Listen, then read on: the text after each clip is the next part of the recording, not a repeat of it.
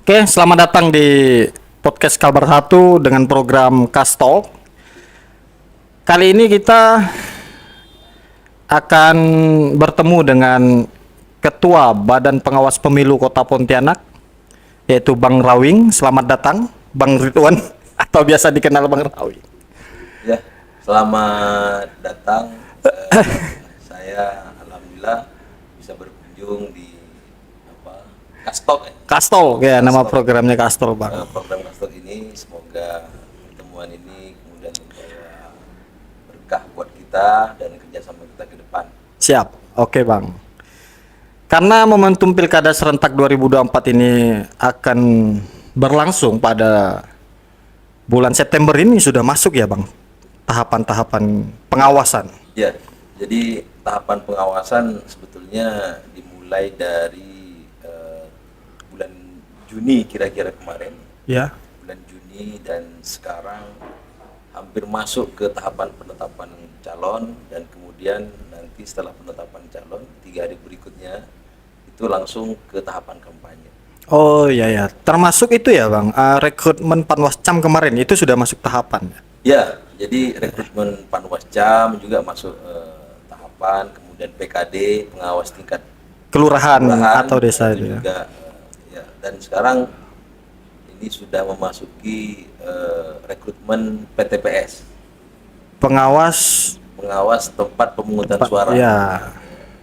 Yang sebelum-sebelum videonya itu telah disinggung oleh KPU bahwasanya TPS itu agak sedikit digabungkan sehingga jumlah yang dulu 2000 hingga menjadi 900-an Bang. Ya, jadi em, menurut PKPU dan keterangan dari teman-teman KPU Kota, jadi eh, pilkada hari ini atau pilkada yang nanti akan diselenggarakan pada tanggal 27 November itu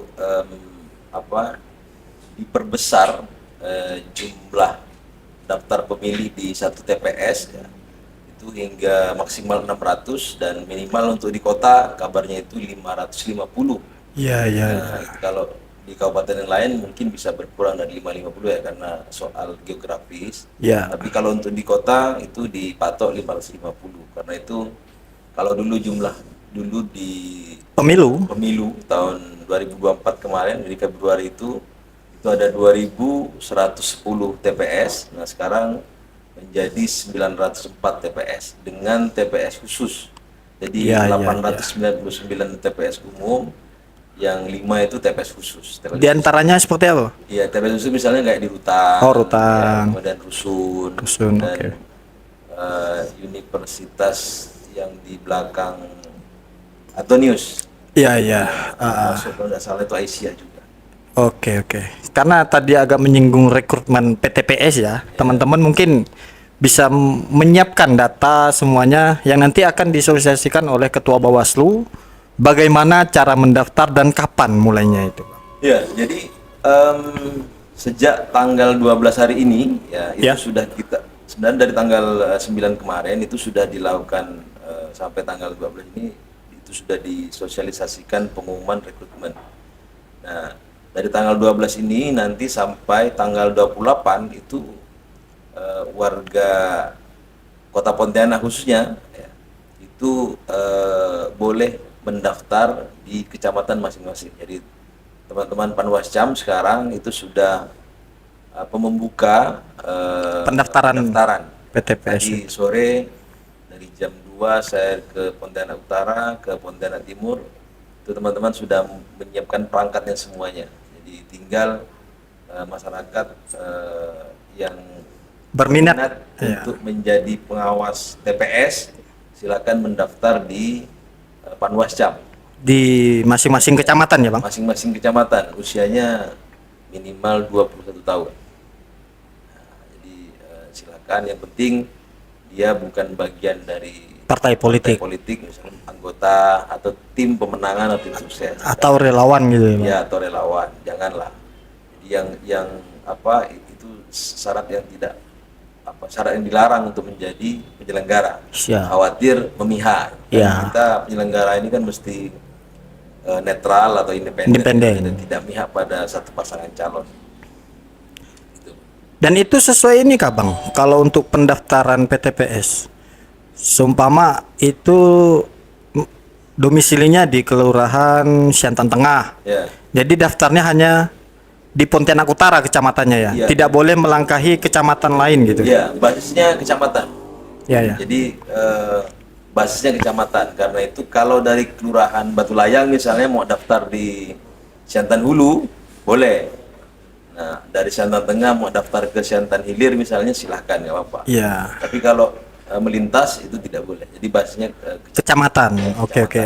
Perlu diketahui ya teman-teman bahwasanya pada tanggal 12 September ini ya, sudah tanggal dibuka 28. sampai tanggal 28 September itu infonya sudah dibuka pendaftaran pengawas di tingkat TPS yang berjumlahnya satu TPS itu satu ya? Satu. Satu. Ya, beda Ya. dengan teman-teman KPU. KPU Ya. itu satu TPS itu ada 7 Anggota KPPS ya. anggota KPPS. Oke.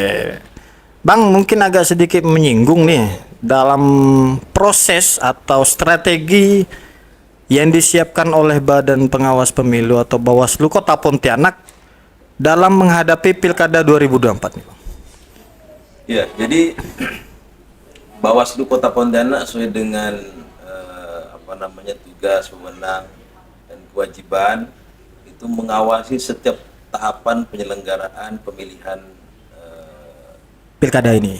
ya pilkada, pemilihan gubernur, wakil gubernur, wali kota dan wakil wali kota khusus di Kota Pontianak. Nah, itu mulai dari tahapan persiapan sampai nanti pada tahapan pelantikan. Jadi semuanya itu menjadi tahapan yang harus diawasi. Misal nih, pada tanggal 17 nanti, ini contoh yang akan datang ya. Ya. Pada tanggal 17 September itu KPU akan melakukan rekrutmen KPPS. Ya. KPPS itu juga sampai tanggal 28. Nah, itu Bawaslu sambil melakukan rekrutmen sendiri Ya. terhadap PTPS-nya, dia juga harus memisah harus punya tim juga untuk melakukan pengawasan terhadap proses pendaftaran KPPS. Oke. Nah, prosesnya pendaftaran KPPS misalnya melihat prosedur, mekanisme, dan tata caranya itu sudah sesuai dengan peraturan atau Perbawaslu juknis ya, juknis KPU ya soal rekrutmen itu. Oke. Nah, kemudian yang kedua, kita melakukan imbauan. Kami sudah memberikan imbauan kepada KPU Kota Pontianak terkait rekrutmen ini. Jadi mewanti-wanti atau memberikan warning agar rekrutmen ini diwaspadai, misalnya soal syarat usia. Syarat usia. Kalau KPPS itu usia minimal 17 tahun. Iya. Beda dengan PTPS. Kalau PTPS kan 21. 21. Nah, KPPS itu boleh 17 tahun. Nah, Oke. dia sampai 55 tahun. Nah, jadi range umur itu tidak boleh misalnya berusia 16 tahun Di atau bawah. tidak boleh berusia 56 tahun. 6 tahun. Misalnya begitu. Itu syarat itu mesti Diawasi oleh diawasi Bawaslu. oleh KPU, diawasi oleh Bawaslu. Nah, kemudian terkait pendidikan. Nah, ini yang Ya, asik. pendidikan misalnya SMA yang setara. Oh, minimal Ya, SLTA sederajat gitu, Bang. Sederajat atau setara lah. Setara ya. Nah, kalau yang melamar misalnya SMP, itu kita warning tidak boleh karena memang aturan juknis Syarat rekrutmen ya, itu. syarat rekrutmennya begitu. Oke. Jadi itu juga harus dipenuhi dan lain-lain lah. Kemudian termasuk misalnya ya anggota partai politik itu kan bisa dicek, misalnya ketika melamar kan dia mesti bawa NIK kan. NIK KTP. Nah, dari NIK itu nanti bisa kita lihat Dicek dicek sipol. sipol ya. Nah, kalau dia terbukti anggota partai politik, ya ditolak, Maka harus gugur itu ya. harus gugur. Atau misalnya kalau dia merasa bukan bagian dari partai politik, misalnya ada kan yang dicatut misalnya. Oh ya, biasa ada. Ada yang dicatut, silakan Melaporkan kepada siapa itu, Bang? kepada KPU. KPU setempat? Ya, KPU setempat untuk dibuatkan surat keterangan bahwa dia bukan anggota partai politik. Jadi yang tertera pada nicknya di Sipol itu masuk anggota partai politik, berarti kan dicatut. Ya, Buat surat ya, keterangan saja dulu. Jadi seperti itu. Nah, melapor ke Bawaslu juga bisa. Bisa, Di Bang. Bawaslu juga akan sampaikan kepada Kepada KPU. seperti itu. Jadi itu yang kita awasi. Jadi perlu diketahui oleh teman-teman bahwasanya sebagai penyelenggara pemilu itu salah satu syarat utama terutama di tingkat TPS ya, Pak. Ya, Itu minimal usianya 17 tahun. kalau KPPS ya. Kalau KPPS dan maksimal 55 tahun dan tidak boleh ada di salah satu partai politik. Jikalau nik KTP Anda tercatut di Sipol sebagai partai politik, bisa meminta keterangan kepada pihak KPU atau Bawaslu setempat untuk bahwasanya dia bukan kader partai. Sehingga bisa dilaksanakan ya, Bang. Ya. Atau ditindaklanjuti. Ya, kita lanjuti. Kalau di tingkat Panwas, PPL, PTPS itu Bang, minimal usianya. Kalau PTPS minimal usia 21 tahun. Kenapa beda nih Bang? Kok menarik nih ya? Ya, saya Apakah tahu ini. jumlahnya itu beda? Karena di KPPS itu ada sekitar 8 atau apa Bang? Kalau Anggota KPPS KPPS kan 7 ya. 7. Kalau PTPS kan 1. PTPS ini 1. Apakah efek itu Bang berbedanya?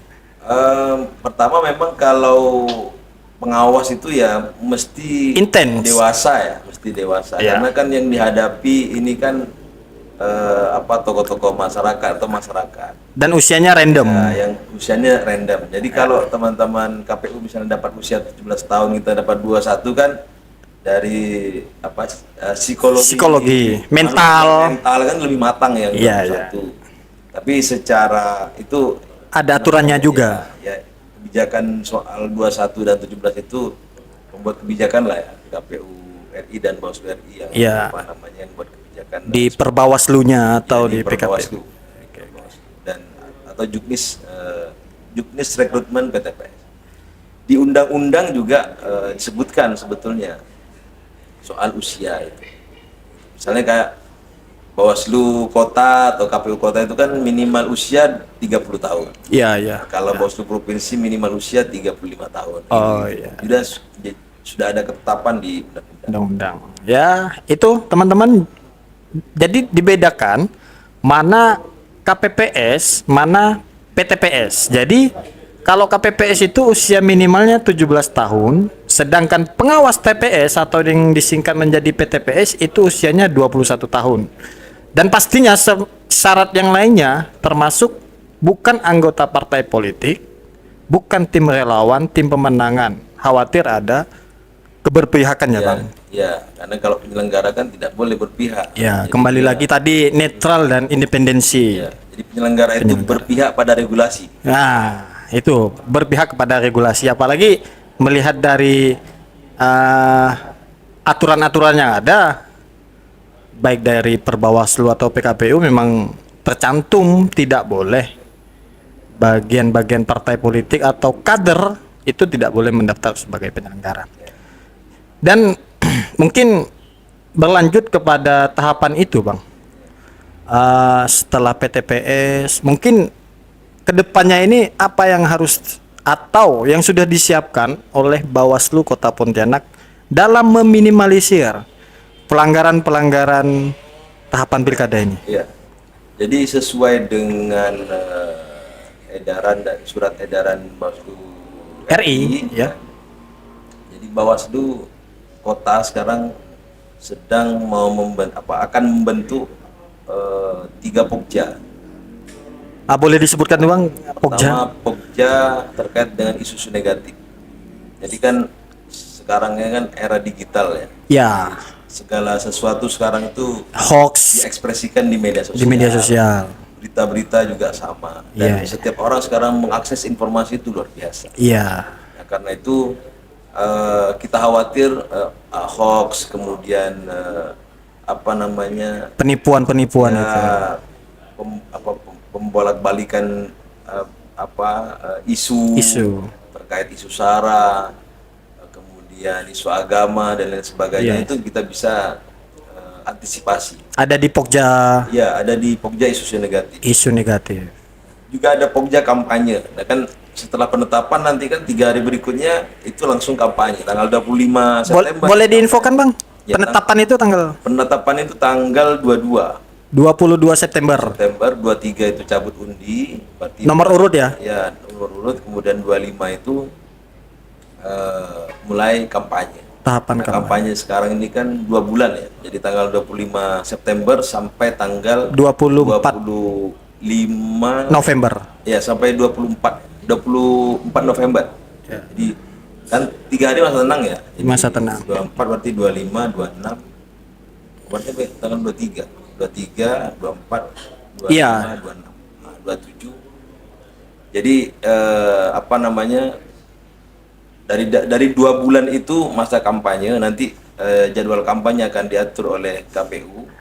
Pasti nanti KPU akan mengundang para pihak untuk mendiskusikan soal jadwal kampanye, Ya. kemudian juga nanti lokasi-lokasi kampanye, dan kami juga Bawaslu akan mengundang LO atau tim sukses para calon, KPU, Bawaslu, dan Satpol PP, kepolisian, kejaksaan akan mendiskusikan soal potensi-potensi pelanggaran. Nanti kita akan berikan akan menyampaikan beberapa hal terkait soal penempatan alat peraga kampanye misalnya. Oh, APK. Ya, APK itu jangan dipaku di pohon misalnya kan, kemudian ditempel di tiang listrik. Atau APK-APK yang ada itu dijaga jangan sampai tumbangan, maklum musim hujan, angin. Ya, begitu. Jadi itu juga yang mau kita sosialisasikan. Termasuk misalnya saya nggak tahu nanti apakah ada SK terbaru dari PJ Wali Kota ya soal larangan di jalan memasang alat peraga kampanye di jalan-jalan protokol. Nah, misalnya seperti itu. Seperti pemilu kan ada tuh ya, Pak? Ya, pemilu kemarin kan dilarang tuh. Ya. Misalnya di Pahlawan ini kan dilarang nih. Iya. Kemudian di Ayani, Ayani, Tanjung Pura, Gajah Mada. dalam bentuk apapun itu Ya, kan? dalam bentuk apapun. Itu dilarang memasang alat peraga kampanye.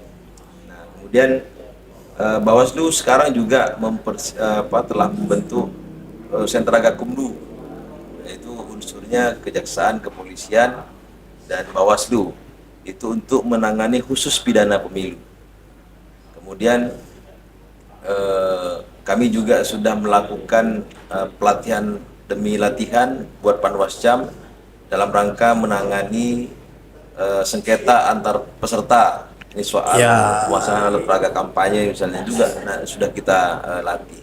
Terus sosialisasi partisipatif terhadap perempuan, kemudian pemilih pemula, itu juga sudah kita lakukan, dan ke depan akan terus kita lakukan. Kami rencana juga akan berkunjung ke kampus-kampus ya untuk Sama-sama untuk mengawasi ya. Mengawasi karena Bawaslu ini kan secara Normatif.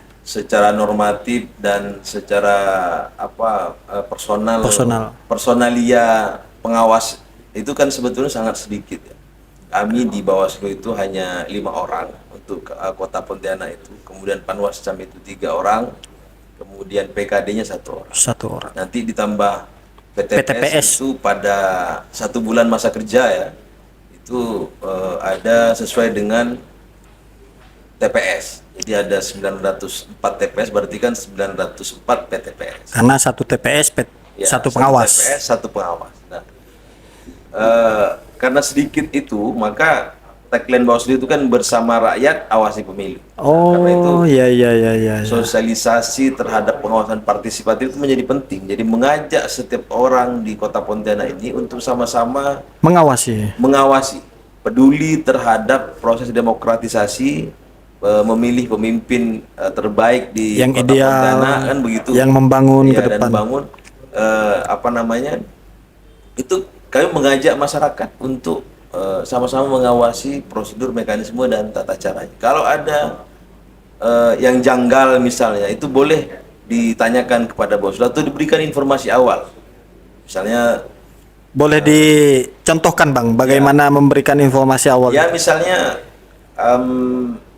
pada saat pemungutan suara di TPS berarti, itu KPPS memulai pemungutan suara jam 6.30. Itu kan melanggar prosedur tuh. Iya. Mestinya kan jam 7 mulai. Jam 7 teng mulai gitu kan. Nama dimulai jam setengah 7 itu boleh dikasih informasi awal. Iya, iya. Kita akan segera turun ke lapangan untuk menyampaikan. Informasi awal itu langsung ke Ya, pengawas TPS ya, Bang? langsung bisa pengawas TPS, bisa by phone, By phone. ya ke Bawaslu Kota Pontianak. Atau di media sosialnya Atau di media Bawaslu. sosialnya bisa. Oke. Atau langsung lapor ke Panwascam, kan di setiap kecamatan Kecamatan ada. Panwascam. Iya, iya. Atau PKD di tingkat kelurahan, atau Oke. boleh langsung ke PTPS ya, seperti itu. Kemudian bisa juga misalnya ada orang sedang bagi-bagi duit misalnya, atau bagi-bagi sembako misalnya pada Hari tahapan tenang sama pada tahapan kampanye. Oh, tahapan kampanye. Ya, pada tahapan kampanye itu ada orang bagi-bagi duit misalnya kan. Nah, kalau tidak punya pemahaman soal money politik, Ya. anggap itu misalnya ada kejanggalan dah. ada kejanggalan kan. Nah, ini kok pemilu kada bagi-bagi duit ini ya. Silakan nanti dilaporkan saja. Bukan dilaporkan, disampaikan kepada Bawaslu. Nanti kita Siap. itu akan sebut itu sebagai informasi awal ke kita. Kita akan turun ke lapangan untuk menginvestigasi. Jadi Itu. ini menarik dari penyampaian Ketua Bawaslu Kota Pontianak, Bang Ridwan, bahwasanya ketika ada hal-hal kejanggalan di waktu masa kampanye yang akan mulai pada 25 Ya, 25 September. September ini sampai pemungutan suara, sampai penghitungan suara, itu perlu disampaikan ketika ada hal-hal yang janggal. Itu menjadi informasi awal bagi Bawaslu Kota Pontianak. Bisa melalui PTPS di tingkat TPS, bisa melalui PKD tingkat kelurahan, atau di tingkat kecamatan, bahkan ke kantor Kota Bawaslu Kota Pontianak. Dan itu telah disampaikan oleh Ketua Bawaslu Kota Pontianak. Dan itu akan menjadi yang akan dipelajari terlebih dahulu, sehingga akan turun dari beberapa pihak yang tadi telah disinggung. Ada sektor negatif yang telah dibentuk oleh Bawaslu, ada sektor kampanye ya, Bang? Ya, Ah, Pokja Pokja itu. Pokja kampanye, Pokja isu-isu negatif, dan netralitas ASN. dan netralitas Ini ASN. pilkada nih kan. Iya, Jadi potensi ASN tidak netral itu kan tinggi. tinggi. Ya, apalagi kalau di Kota Pontianak ini kan calonnya incumbent dan mantan sekda. Oh, ini menarik nih, Bang. Ya, Ah, karena itu netralitas ASN ini menjadi isu utama ya di Bawaslu, masuk kategori rawan. oh, Karena itu dari awal kita sudah mengimbau kepada PJ, kemudian kemarin kita undang BKPSDM untuk menyampaikan agar semua perangkat daerah atau ASN di Kota Pontianak agar disampaikan untuk netral. nah ini sudah menarik nih statement Ketua Bawaslu Kota Pontianak, bahwasanya sudah menganalisa bakal calon kepala daerah Kota Pontianak yang merupakan satu incumbent, yang calon satunya merupakan mantan sekda, sehingga banyak ada indikasi kecenderungan salah satu ASN yang tidak netralitas, yang tidak menjunjung tinggi netralitas. Mungkin ada informasi, Bang, bagaimana sanksi atau denda ketika ASN melanggar netralitas itu, Bang? Iya. Jadi Bawaslu itu kan dalam proses penanganan pelanggaran itu ada 4 kategori. Pertama, pelanggaran pidana. Pidana. Nah, kalau pidana itu nanti kita tidak lanjuti bersama Gakumdu. Ada tahapan-tahapannya ya, Bang? Ya. Ya. Kemudian yang kedua, etik. Nah, kalau etik Etik. misalnya kami sebagai penyelenggara itu dianggap tidak netral, itu bisa dilaporkan ke DKP. DKPP. Atau ada penyelenggara yang menerima uang, menerima bingkisan, Money politik atau gratifikasi gitu ya? Kayak begitu, itu juga masuk kategori etik ya. Itu bisa juga dilaporkan. Kemudian yang ketiga, atau KPU dan jajarannya, Oh iya, iya. itu juga bisa kita tangani melalui etik. Ternyata bukan hanya ASN juga ya? Bukan. Ya. Nah, kemudian yang ketiga itu penanganan pelanggaran administrasi. Nah, administrasi itu misalnya kerja teman-teman KPU yang tidak sesuai dengan prosedur, mekanisme, tata cara. Ya. Contoh misalnya kemarin pada saat Pantarli bekerja di lapangan kan ada proscoklit namanya itu, Iya, iya. cocokan dan penelitian. Itu kan di antara prosedurnya pada saat sudah dicoklit ditempel stiker Di setiap rumah di setiap masing-masing rumah itu. itu. Ternyata ada Pantarli yang tidak menempel stiker. Nah, kita tanya ke warga, adakah Pantarli ke sini mencocokkan dan meneliti data Bapak Ibu? Ada misalnya. Kenapa tidak ditempel stiker? Tak tahulah Pak. Nah, itu kan artinya Pantarlinya yang lalai.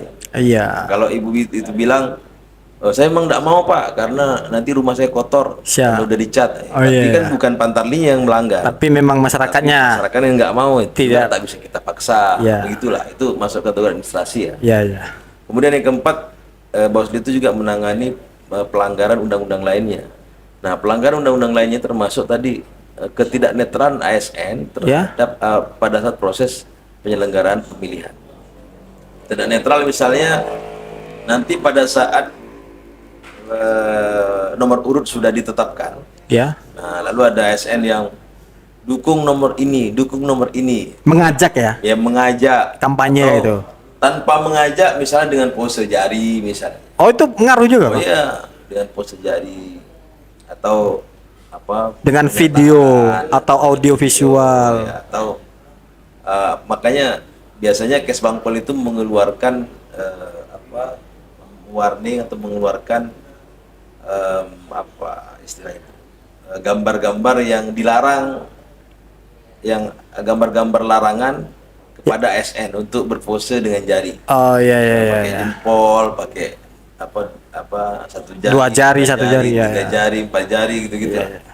Nah, itu yang kalau itu ada indikasi ke sana, nanti Bawaslu akan menangani pelanggaran undang-undang lainnya. Jadi kajiannya melalui Bawaslu, nanti sanksinya disampaikan. Kalau dulu itu ke KSN, sekarang ada perubahan karena KSN itu sudah dibubarkan, nanti bisa kita sampaikan ke Menpan RB Menpan RB atau melalui PJ dan BPK PSDM.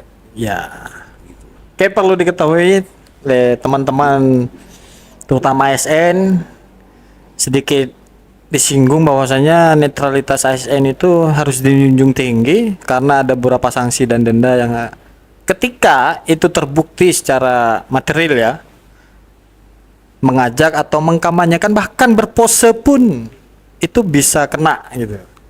Tergantung dari aturan yang akan dikeluarkan oleh pemerintah daerah melalui Kesbangpol ya, Bang.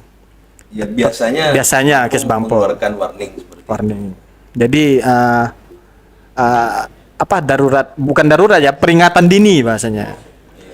Ya mungkin terkait hal kampanye tadi kita melihat ada 3 sektor ya Bang yang sudah dibuat oleh Bawaslu. Pokja program kerja. program kerjanya diantaranya satu hal yang negatif, Pokja negatif yang Isu akan negatif.